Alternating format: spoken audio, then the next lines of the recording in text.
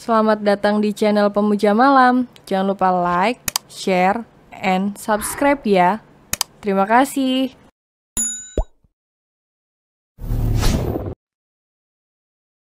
Chapter 16. Tiba-tiba menghilang bak di telan bumi. Dengan senang hati, Fema memberikan tempat duduknya kepada si sulung itu. Setelah memberitahukan apa saja yang bisa Jerry kerjakan. Ah, beruntung Mama punya anak pintar dan tidak gaptek. Jadi bisa santai sedikit. Terima kasih Jer mau membantu. Jerry hanya tersenyum simpul mendengar pujian Mama, sambil terus fokus pada berbagai nama merek pakaian dan size-nya. Ternyata, peminat butik Mama banyak juga. Wah, Mama hebat, bisa segalanya. Ternyata, sesenang ini rasanya punya Mama. Selain menjual dengan harga satuan, ternyata butik Mama juga menjual dengan harga partai. Yang rata-rata pelanggannya itu dari luar daerah. Dalam sekejap, anak itu sudah menyelesaikan pekerjaan mamanya. Dilihatnya, Mama sedang tertidur dengan sangat nyaman. Wajah yang sangat teduh, yang selalu menjadi penyemangat akhir-akhir ini. Karena sudah menyelesaikan pekerjaannya, Jerry tiba-tiba ingin bermain game dan memutuskan untuk mencari aplikasi game pada PC milik Mama. Setelah meminimize semua tabel tools yang tadi ia kerjakan di komputer Mama, Jerry terkesima melihat wajahnya, Ferdo dan Marsa yang muncul di halaman layar komputer. Yang ternyata memang dibuat Mama sebagai background. Pada pose itu telah diberikan caption nama pangeran ke-1, pangeran kedua, Tuan Putri. Jadi, aku adalah pangeran ke-1, Mama ada saja. Jerry belum tahu aja masih ada julukan lain untuknya, yaitu Pangeran Mahkota, Pangeran Es Balok, dan si sulung tampan. Anak itu tersenyum senang mengetahui kenyataan ini. Ia melirik ibunya yang tengah tertidur. Terima kasih Ma, batinnya. Di posisi lain, Ethan, kau serius ingin mengajari adikku bermain piano? Iya Ferdu, harus berapa kali aku bilang? Bagus jika kau serius. Aku menginginkan hasil. Awas saja kalau kau gagal. Lihat saja nanti, lagi pula. Piano itu hadiah dariku jadi tidak mungkin aku tidak sungguh-sungguh mengajarinya. Ethan membelikan sebuah hadiah piano khusus untuk adik cantik yang baru dilihatnya beberapa kali itu. Anak itu menghubungi mamanya untuk membayar piano tersebut. Ia berada di toko alat musik. Sementara Mama berada di salon kecantikan untuk mempercantik diri. Mamanya yang tak tahu menahu itu hanya mengikuti permintaan Abek satu-satunya yang tak terbantahkan. Ia melakukan pelunasan dari jarak jauh melalui ponselnya, sesuai dengan harga yang diberitahukan oleh pihak penjualnya. Tanpa negosiasi mengenai harga terlebih dahulu. Maklum, mamanya Ethan anak sultan sejak lahir. Sebuah piano saja tidak akan membuatnya jatuh miskin. Ferdo dan Ethan kini menuju kediaman Barata setelah kelar dalam urusan belanja alat musik. Sang sekretaris yang menemani mereka segera mengirimkan bukti pembelian alat-alat musik itu ke email bosnya, yakni Tuan Mahendra. Sebuah mobil box besar mengikuti dari belakang untuk mengantarkan paket alat musik itu ke kediaman keluarga Barata. Ya, Juan dan Fema memfasilitasi sebuah ruang di lantai paling atas kediaman Barata untuk dijadikan tempat latihan bagi grup band Pangeran kedua. Lalu kakek Mahendra menyumbang alat musik full band secara sukarela tanpa paksaan. Di posisi lain, setelah menyelesaikan tugasnya di ruang bedah dan memastikan tak ada lagi pekerjaan menunggu hari ini, Juan memutuskan untuk pergi ke butik untuk mendatangi istri, sekalian menjemputnya. Hari sudah sore, Fema terbangun dan mendapati putranya sedang serius bermain game di komputer. Jer, kita siap-siap pulang sayang, ajak Fema. Boleh, jawab Jerry, singkat. Ma, panggil Jerry. Ya, aku ingin mengajari Marsha bela diri karate. Apa boleh? Fema terlihat memikirkan sesuatu. Kenapa dia harus latihan bela diri? Dia harus bisa bela diri kalau mau jadi adikku. Apa hubungannya? Jadi itu syarat jadi adikmu? Tentu saja, aku tidak mau menghabiskan waktuku untuk menjaganya ketika besar nanti. Dia harus bisa menjaga dirinya. Oh, terserah kamu, Jer. Asalkan apa? Jangan mengubahnya menjadi gadis tomboy. Mama sudah punya 2 anak laki-laki, itu sudah sangat cukup. Tiba-tiba, selamat sore. Sapa seseorang yang sangat mereka berdua kenal. Saat Jerry bertemu mata dengan Papa, sepertinya Papa memberi kode supaya ia keluar dari ruangan ini lebih dulu. Jerry yang sudah paham akan kode itu pun segera mengerti, dan lebih memilih cari aman. Daripada dia harus menyaksikan yang tidak batinnya. Papa sudah datang, Ma, aku tunggu di luar ya. Pamitnya, dan diiyakan oleh Fema. Jerry pun menghilang di balik pintu, meninggalkan Papa dan Mama yang sedang tatap-tatapan di dalam. Papa sayang, ayo kita pulang. Baiklah, tapi tunggu dulu. Aku ingin pemanasan di sini saja.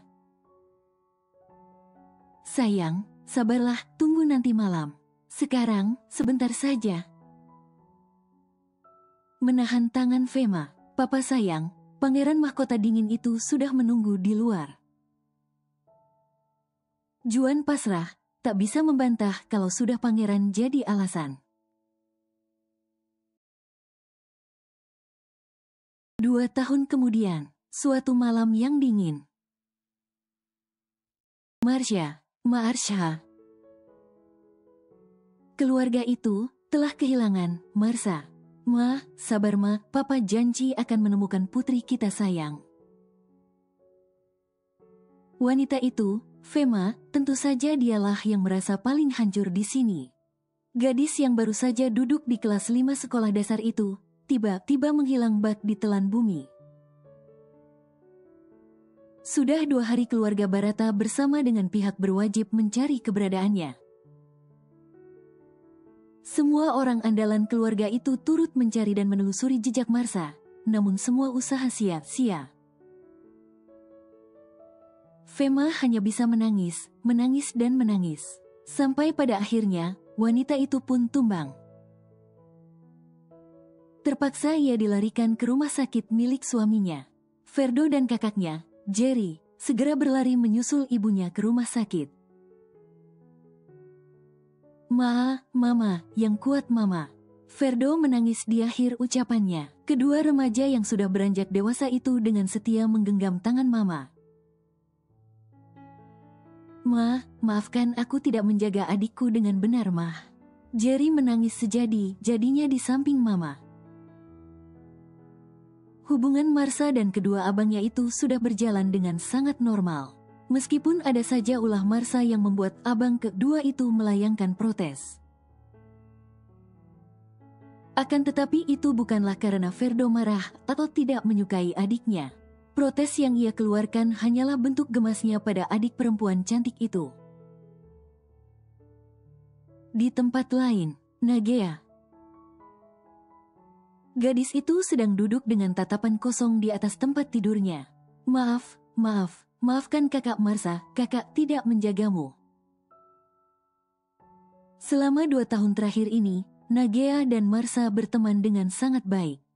Nagea yang adalah teman sekelas Ferdo, gadis itu mengakrabkan diri sebaik mungkin dengan Ferdo dan adiknya, Marsha.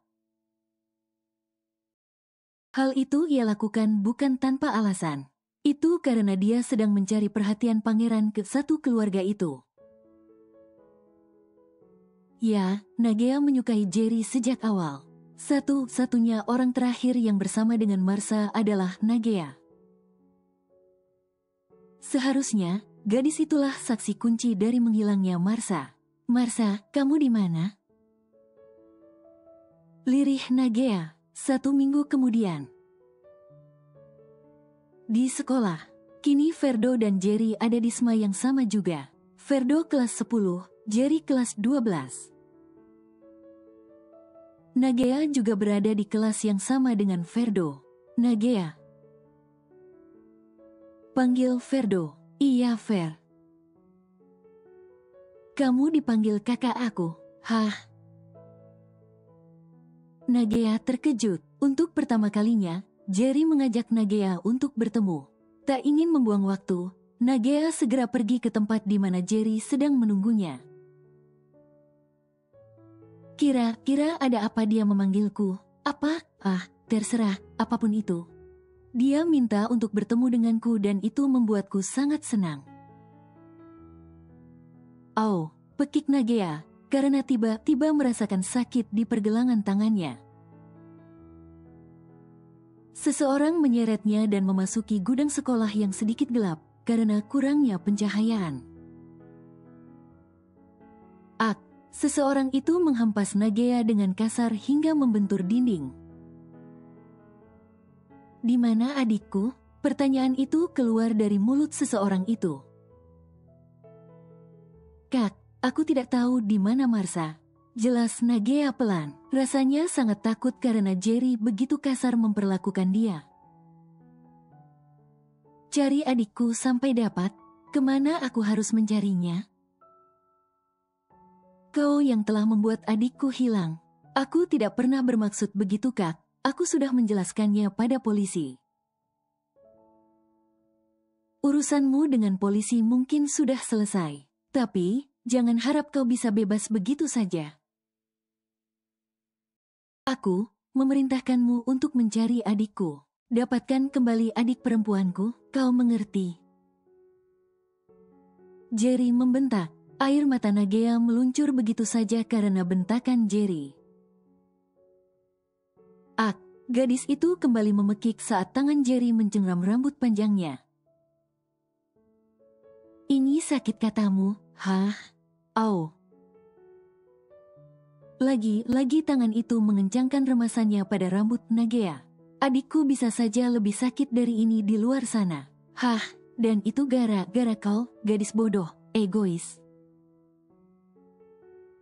Kau yang memaksa mengajak adikku bermain di taman kan? Sakit Kak Jer. Gadis itu menangis. Jangan menangis, tugasmu adalah mengabdikan diri untuk menemukan adikku. Jangan berpura-pura menangis, hah? Lalu, bagaimana kalau aku tidak bisa menemukannya? Mati. Itu artinya, kau harus mati. Ucap Jerry dengan nada tegas, mengancam. Jangan pernah bermimpi untuk bernapas dengan baik selama kau belum menemukan adik perempuanku.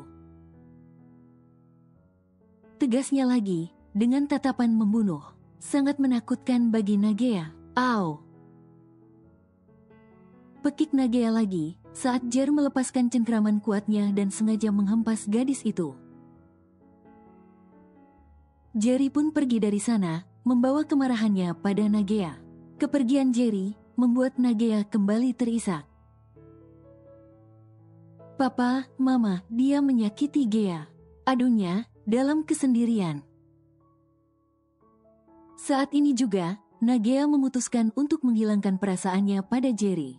Dia menyakiti aku tidak boleh menginginkan dia lagi. Ya, itu lebih baik. Gadis itu lalu menghapus air matanya kemudian melangkah keluar dari gudang pengap itu. Ethan L. Yaret, kamu di mana sah? Kenapa meninggalkan kakak? Kemana kakak harus mencarimu? Selama 2 tahun belakangan ini, Ethan selalu meluangkan waktu untuk bermain piano bersama Marsha. Ya, piano pemberiannya untuk Marsha itu, kini tinggal kenangan di rumah keluarga Barata. Berkat keberhasilan Ethan mengajarinya, Marsha mahir memainkan piano. Mereka bahkan sering bernyanyi bersama sembari memainkan piano itu. Ethan yang memang suka menyanyi tak jarang meminta Marsha mengiringi lagunya dengan musik piano. Lagu-lagu kesukaannya pun mereka nyanyikan bersama. Satu hal yang selalu gadis polos itu tanyakan setiap kali bertemu Ethan adalah, "Apa aku cantik, Kak? Apa hari ini aku masih cantik? Apa aku bertambah cantik, Kak?" Marsha kecil itu selalu ingin terlihat cantik di depan Ethan. Karena awal pertemuan mereka, Ethan pernah mengatakan bahwa Marsha harus tetap cantik. Jadi, bagi Marsha, dia hanya perlu cantik jika bertemu Kak Ethan. Di tempat lain, "Pah, kapan Marsha akan pulang?" Lagi-lagi Fema menangis. "Sayang, maafkan suamimu ini. Maaf karena tidak bisa menemukan Marsha." Juan menangis sambil memukul dadanya. Ia juga tak tahu apa lagi yang harus dilakukan untuk menemukan putri satu-satunya yang telah hilang. Fema memeluk suaminya erat. Mereka menangis bersama. "Maafkan aku, Pah. Aku terlalu memaksamu." "Biarkanlah aku menangis sesekali, Pah. Sangat sakit rasanya kehilangan dia." Keduanya kembali terisak. 13 tahun kemudian. Tahun-tahun berlalu dengan begitu cepat. Telah banyak yang berubah, termasuk keluarga Barata. Kesedihan mendalam yang dirasakan setelah menghilangnya Marsha berangsur sirna seiring berjalannya waktu. Fema telah belajar mengikhlaskan kepergian anaknya itu meskipun dengan cara tak wajar. Hanya itu satu-satunya cara yang bisa dilakukan agar tidak larut dalam keterpurukan. Meskipun hati kecil selalu mengharapkan sesuatu yang mustahil dan bisa melihat anaknya itu lagi. "Sa, kalau sudah capek di luar sana, pulang ya nak, Mama masih menunggumu." Di tempat lain, Juan sedang duduk di atas kursi kebesarannya. Kini pria itu tidak lagi merangkap sebagai dokter bedah di rumah sakitnya. Ia hanya bertindak sebagai seorang pemimpin dari rumah sakit ini. Di tangannya ia sedang memegang sebuah bingkai foto yang di dalamnya gambar seorang gadis kecil.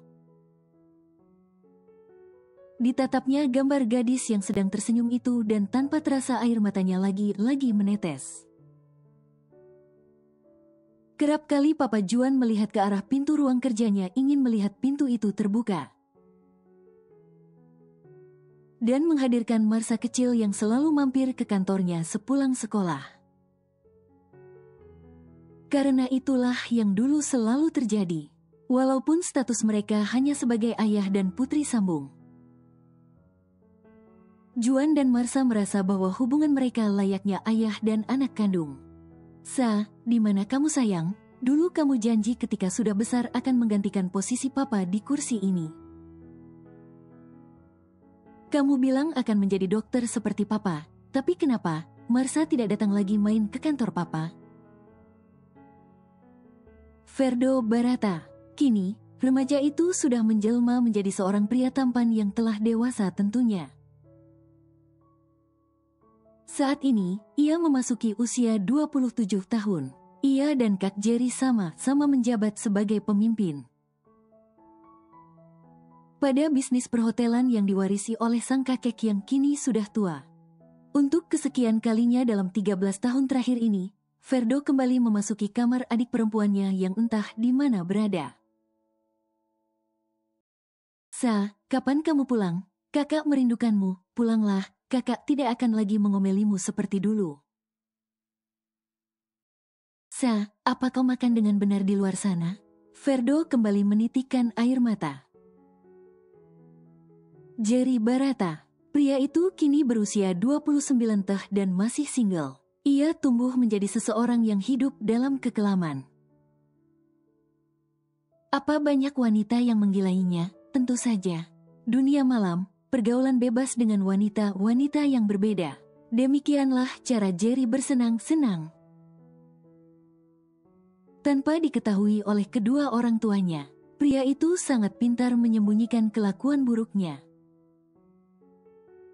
Di lingkungan keluarganya, dia menjadi seorang anak yang terlihat patuh dan sangat menyayangi keluarga, terlebih lagi mama. Dia sangat dekat dengan mamanya itu. Seperti seorang anak manja yang sampai sekarang pun masih merengek dibuatkan susu hangat sebelum tidur. Akan tetapi, di dunia luarnya, dia akan menjelma menjadi seorang penjahat tak punya perasaan. Semua itu berawal dari kepergian Nagea, wanita yang masih dicarinya sampai saat ini. Entah kemana perginya Nagea, wanita itu berhasil lolos dari kendali Jerry Barata 5 tahun lalu. Memangnya apa hubungan mereka? Tidak ada yang spesial. Mereka tidak terikat dalam sebuah hubungan manis. Nagea dan Jerry hanya terikat dalam ikatan perasaan marah. Nagea yang tak rela diperlakukan semena-mena oleh Jerry. Akhirnya bisa menemui sebuah lubang tikus yang berhasil membawanya kabur dan menghilang dari pandangan Jerry. Nagea Veronica, "Hai, apa kabarmu Kak Jerry? Kuharap kau sudah melupakan kemarahanmu padaku. Aku sudah tidak tahan untuk bersembunyi di negara asing ini. Jika aku kembali ke tanah air, apa kau akan menemukanku lagi?" "Tidak, jangan. Kuharap kita sudah tidak saling mengenal." Nagea rela terpisah dari kedua orang tuanya untuk menyelamatkan diri dari kendali Jerry, tanpa melibatkan keluarga. Sebenarnya sangat mudah bagi Nagea untuk meminta bantuan kedua orang tuanya agar terbebas dari seorang Jerry Barata. Akan tetapi, gadis itu tidak ingin kedua orang tuanya tahu apa yang sebenarnya ia alami. Sepengetahuan kedua orang tua Nagea, anak gadisnya itu hanya ingin hidup mandiri. Tak jarang mereka bertemu. Nagea selalu mendatangi kedua orang tuanya di negara yang mereka tinggali, dan tentunya bukan di Indonesia. Ethan L. Yared, pria tampan dengan banyak bakat itu kini menjadi seorang pimpinan di perusahaan yang bergerak di bidang furniture. Menggantikan posisi sang ayah. Selain itu, ia juga merambah ke dunia hiburan sebagai seorang penyanyi solo. Tak jarang juga dia sendiri yang menjadi model iklan dari produk yang dikeluarkan oleh perusahaannya sendiri. Sebenarnya, pria itu lebih tertarik dengan dunia keartisannya daripada posisi tertinggi di perusahaan. Akan tetapi, sebagai penerus satu-satunya dalam keluarga, pria itu mau tidak mau harus tahu diri. Ketertarikan Ethan menjadi artis juga karena alasan si adik cantik, Marsha. Kali saja, Marsha bisa melihatnya dari kejauhan dan akan kembali lagi menjadi milik keluarganya. Dan bahkan menjadi kekasihnya mungkin. Itulah harapan kecil seorang Ethan L. Yared. Klub malam. Ferdo, Ethan dan ketiga sahabat mereka. Kelima sahabat itu sedang menikmati sedikit minuman beralkohol di klub malam milik mereka berlima. Ya, tempat hiburan yang tergolong elit itu adalah hasil dari patungan kelima sahabat itu. Dan, jangan terlalu banyak minum ini, nanti kualitas suaramu jadi jelek. Galih mulai mengingatkan, sebagai bentuk perhatiannya kepada penyanyi tampan itu. Tenang saja Gal, aku tidak minum sampai mabok seperti dua makhluk ini. Jawab Ethan, menunjuk Arnav dan Tommy. Dasar memang, Arnav dan Tommy, baru minum seteguk saja sudah ngelantur bicaranya. Kedua orang itu memang bukan tipe peminum seperti kebanyakan lelaki. Setelah puas membicarakan banyak hal, kelima orang itu memutuskan untuk pulang ke rumah masing-masing. Tak ada seorang pun di antara kelimanya menyadari bahwa kebersamaan mereka sedang diperhatikan oleh seseorang. Kakak, lihatlah ke arahku. Ya, bicaralah, bos, wanita itu kembali. Deh, Jerry menegang dalam posisi duduknya. Kau yakin? Yakin, bos? Bawa dia padaku, jangan sampai lepas. Jerry menyeringai di akhir kalimatnya. Tak butuh waktu lama, orang suruhan Jerry sudah menangkap Nagea dan menyeretnya ke mobil untuk membawanya ke hadapan Jerry. Di dalam mobil, "Halo bos, dia sudah bersama kami." Cih, tidak salah lagi. Bos yang kalian maksud pasti Jerry kan? Kenapa kalian tega pada wanita?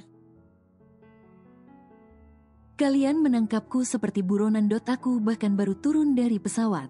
Apa mau kalian, ha? Nagea merasa benar-benar marah. Anda akan tahu setelah bertemu tuan kami, Nona. Apa mau laki-laki itu? Apa kalian tidak punya pekerjaan lain selain mengganggu kehidupanku? Aku tidak sudi bertemu dengan bos gilamu itu. Aku sangat tidak ingin melihatnya. Biarkan aku pergi. Teriak Nagea yang hanya dianggap angin lalu oleh para pria kekar itu. Di tempat lain, kemarahan Jerry mencuat hanya gara-gara mendengar perkataan kasar yang keluar dari mulut Nagea yang sedang mengumpat dirinya yang ia dengar melalui sambungan panggilan. Sid, berani sekali wanita itu mengatai aku gila. Apa katamu, Nagea? Tidak ingin melihatku? Tunggu saja, aku akan membalasmu, bergumam kesal.